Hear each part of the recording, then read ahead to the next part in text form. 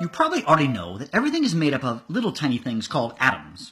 You might even know that each atom is made up of even smaller particles called protons, neutrons, and electrons. And you've probably heard that atoms are small.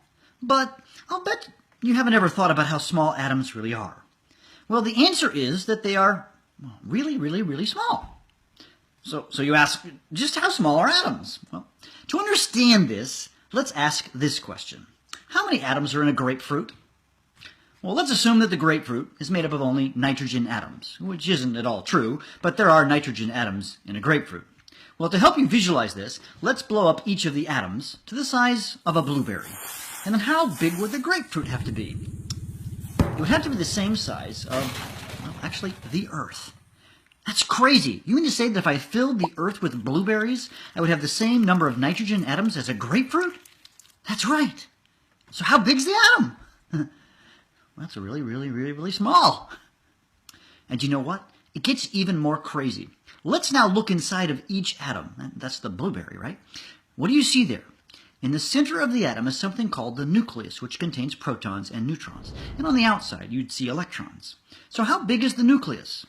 Well, if atoms are like blueberries in the Earth, how big would the nucleus be?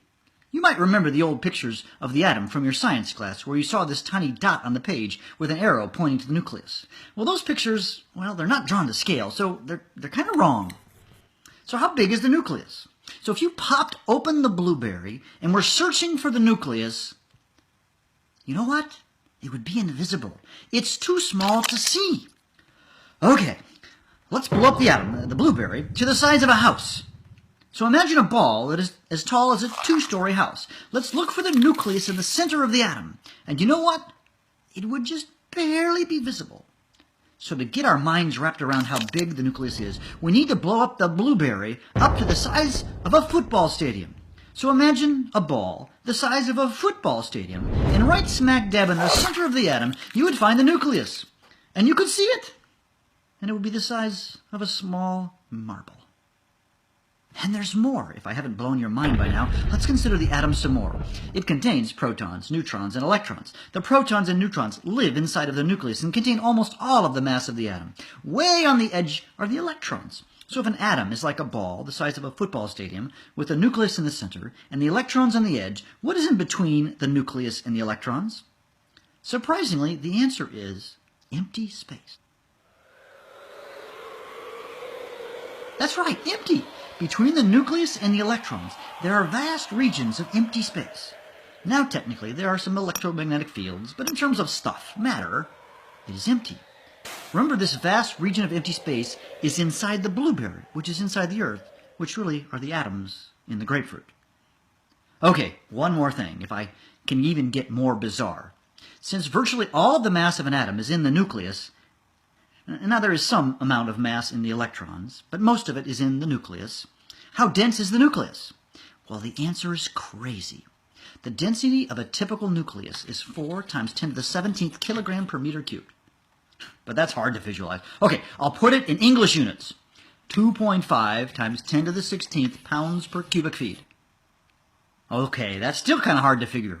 Okay, here's what I want you to do. Make a box that is 1 foot by 1 foot by 1 foot.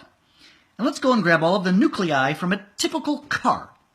Now, cars on average weigh 2 tons. How many cars' nuclei would you have to put into the box to have your 1 foot box have the same density of a nucleus? Is it 1 car? 2? How about 100? Nope, nope, and nope. The answer is much bigger. It is 6.2 billion. That is almost equal to the number of people in the Earth. So if everyone on the Earth owned their own car, and they don't, and we put all of those cars into your box, that would be about the density of a nucleus. So I'm saying that if you took every car in the world and put it in your 1 foot box, it would have the density of 1 nucleus. Okay, let's review. The atom is really, really, really small. Think atoms in a grapefruit, like blueberries in the Earth. The nucleus is crazy small. Now look inside the blueberry and blow it up to the size of a football stadium, and now the nucleus is a marble in the middle. The atom is made up of vast regions of empty space. That's weird. The nucleus has a crazy high density. Think of putting all those cars in your 1-foot box. I think I'm tired.